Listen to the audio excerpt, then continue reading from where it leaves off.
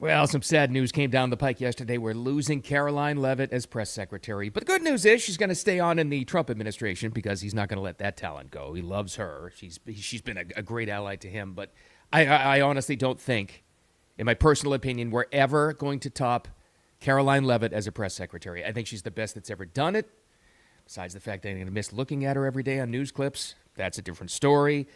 But I've got some names. Where do we go from here? I think you're going to like this list of names as replacements that will drive the left even more insane. And I think you're going to like these because what she did in that role changed it forever. I think that, there's certain players, like you look at sports, like there's certain people that transcended the game. In basketball, maybe you could look at Jordan. In football, it's Brady that just stepped it up to a different level where people coming in after, they're held to a different standard. So you can't try to do the same thing. You'll never top that. You got to be different, right?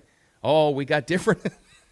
I got some ideas that when you think about it, won't be that outrageous. Just a little bit. Anyway, we'll get to it. I think you're going to like these. Thanks for finding Wicked Radio, the live stream and replay on X and YouTube and Facebook. The audio podcast, full version of the show, always available to you on your favorite podcast platforms just as soon as we get off the live stream. All right, let's get to it now. Why? Why, Bill? Why do you think? Why do most people think, except the left-wing lunatics in the comment section and the AP news site?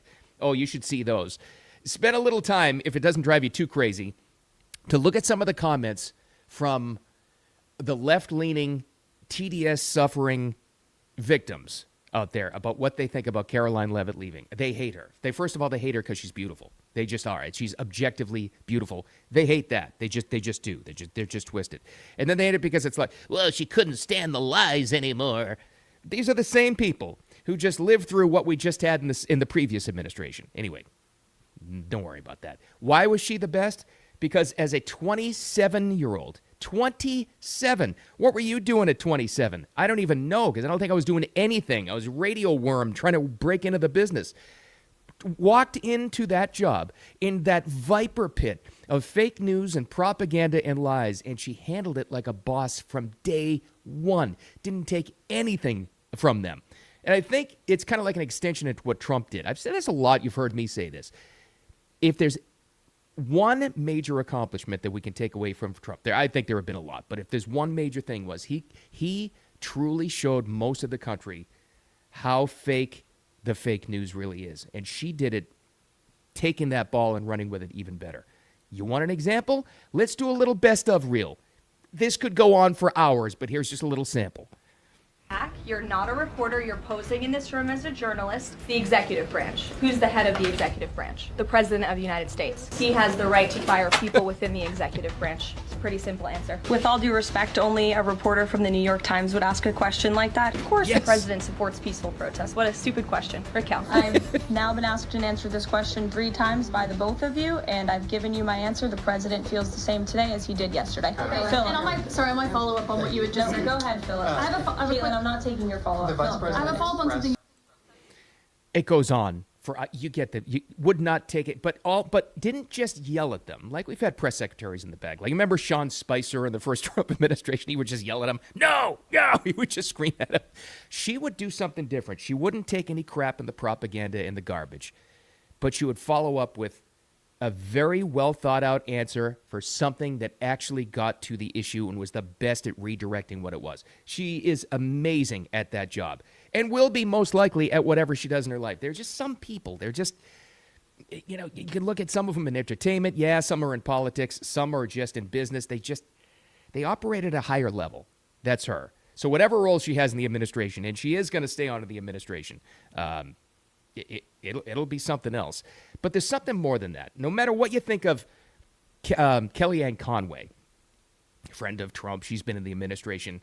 No matter what you think of her, she knows what that role is because she's had to work with press secretaries in the past intimately, and she knows exactly what the deal is.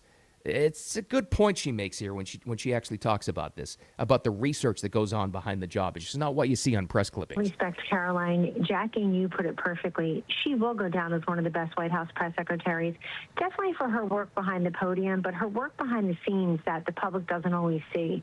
It's a very small percentage of the press secretary's job to go in front of that podium and address the nation on behalf of the President of the United States. The rest of the time, you're fielding questions, you're batting down rumors, You're making sure that you're speaking on behalf of the president with competence and confidence. That means you're talking to a very... It's the work that went on behind it. Now, she was a superstar on the stage, batting down the propagandists and the liars and the leftists and the just the fake news propagandists that are still in that room. And you've heard me say it for years. 98% of the problems we have in this country, it's because of them, not just the media. That particular media in the White House press corps. If we had a true, free press, you'd think we'd be able to decide on our own what the hell's going on, but we don't. And she shoved it right down their faces. No better example than this. And this one was a pretty recent one because it was after the Renee Good shooting. Remember in Minneapolis with ICE? She tried to obstruct an ICE operation and rammed her car towards an ICE operative and got shot. Remember that?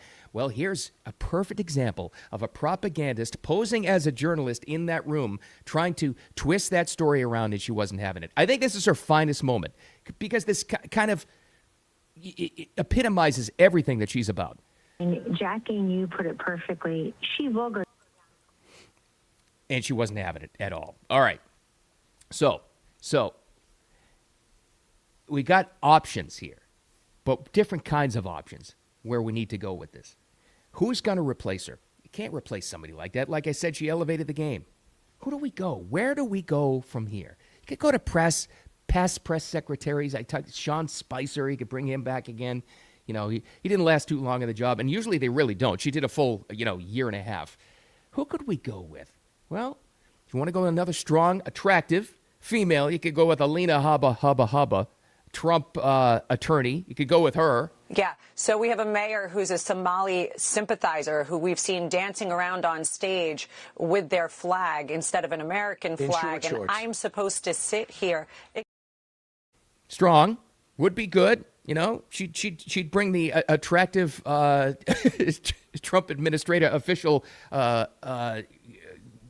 theme along for the ride, so that would probably work. You could go that direction. Not a bad choice at all. I'd be happy with it. I think she would actually do a great job. How about this, though? It's been a while since we had a male, a dude in that job. Scott Jennings is beating up the leftist propagandists on CNN every single night. He's been great at it. You might have seen some of his clips. He's kind of like the token conservative guy on CNN, that nightly stupid panel they have every night, but he does a great job with it, and he's kind of unflappable. When did it become illegal to follow ICE agents around? It's illegal to engage in obstruction of federal law enforcement. Is it not? Is it a felony? But they're not impeding. It is a felony. She was filming, right? I don't know if you ever watch him. He's so good at that. He just doesn't put up with it, and he's so good because he, once again, is great in front of the camera, but he also brings the facts, much like Karoline Leavitt did. All right, so there's a couple of options. Alina Habba, Scott Jennings. I think they'd both be a good job, but again, you got to go in a different direction.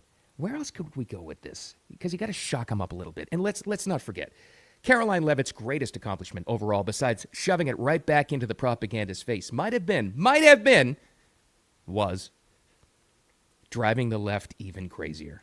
Who would be in that position to drive them even further over the edge somehow? To bring them back over the edge, but then send them over the edge again? I got one idea. You ready for it? How about Roseanne? Yeah, we're really in trouble because they're really trying to undercut all the pay of that class of people. That's what the immigrants are really about, besides for... You laugh, but how great would that be? And there's no possible way she would absolutely last even like a month in that job or a week. What if you let her do it? Like if they have like a late night show does, where they have a roving band of fill-in hosts for a little bit. What if you just gave her the job for like 1 or 2 days? How amazing would that be? You wouldn't be afraid. We know that. We'd shove it right back in their faces. She'd drop some F-bombs, though, and that might be the problem there. But how amazing would that be? All right, if we're going entertainers then, got another idea. And this guy actually has spoken in that press room before because he was there talking about a different issue. You want to drive the left crazy in that job as press secretary?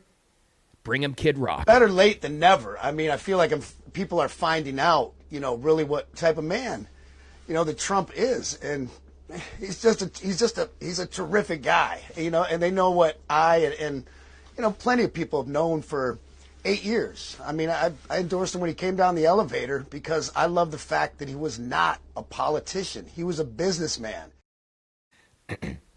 It would get attention. We know that much. Imagine Kid Rock there. He would just start. He would be another one, too. It's like they start throwing out this stupid, they try to get him with gotcha questions. What do you know about...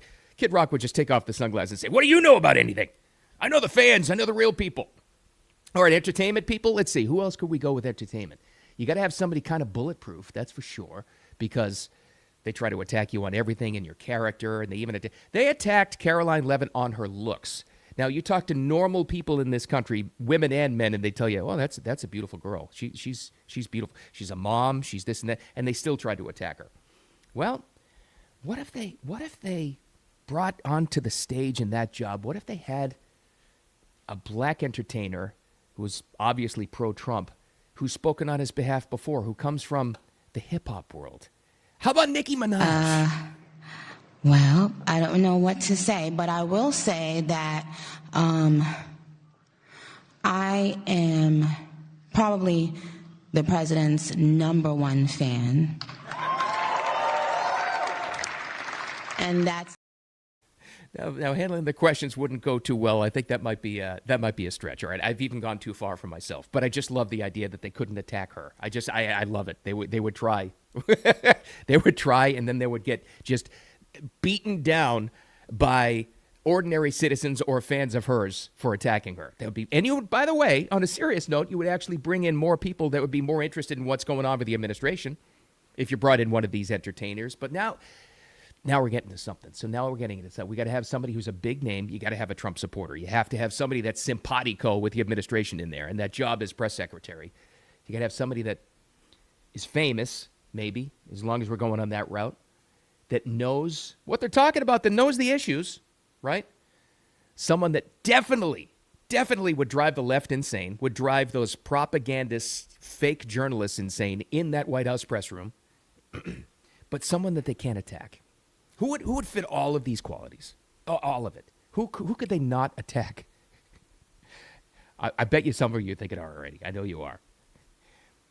I hope this happens, or someday soon, President Trump comes out there and he says, "I'd like to introduce to you my new press secretary, a friend of the administration. Used to be a dude, formerly known as Bruce Jenner, Caitlyn Jenner." I really feel like if we do not, if Trump does not get in, I think that's the end of the country. I think it's. You couldn't attack her. What are the trans people going to say? Well, what are they going to do? You don't stand for trans rights. Well, look at my press secretary. But it's also, more importantly, someone that knows the issues, a strong Trump supporter, has actually campaigned for him when he was in California, both times running for the presidency. Oh, actually, all 3 times. I think it would be perfect. You may think I'm off my rocker, but again, go back to what I said. You're not going to replace Karoline Leavitt as far as the ability to do the job, because she was just unflappable. Go to that best of again, where she was just pushing back on this ridiculous press. And by the way, when they first named her as press secretary in January of 25, right after the inauguration, what were they all saying? All of these hacks on TV, all of the hacks on CNN were saying, "Oh, she's 27. She has no experience. She's not going to handle the job. They're going to eat her lunch." Boy, were they wrong. And that's why. That's probably the main reason why the left-wing propaganda media absolutely hates her. But here's more bad news for him. She's not going away. She's an advisor in that administration. Wants to spend more time with the kids. Now she's a mom of 2 babies in her family life. She's not going away. She's just not going to be in front of those hacks anymore, but somebody else will. I just hope it's somebody. They're going to have to take this in a different direction. Like I said, some people transcend the job. They transcend the position. I think she has. They got to go in a different direction with it. Maybe they don't replace her. I don't know. Maybe it's just Trump doing the end of the driveway press conferences like he did in the first administration. I don't know what's going to happen. But you got to go in a different direction. You may think I'm insane with those names I gave you, but just think about why they would be great. That's all I'm saying. Thank you, Karoline Leavitt. I think you were great. All right. Thanks for hanging out with me. I appreciate you. Wicked Radio live stream, replay on X, YouTube, Facebook. There are clips from the show on all of those platforms, plus TikTok. TikTokers seem to respond well to it. That surprised me as well as you. And, of course, the audio podcast, full version of the show, always available to you on your favorite podcast platforms right after the live stream, which is right about now. Make it a wicked awesome Thursday. Almost into the weekend. I'll talk to you tomorrow.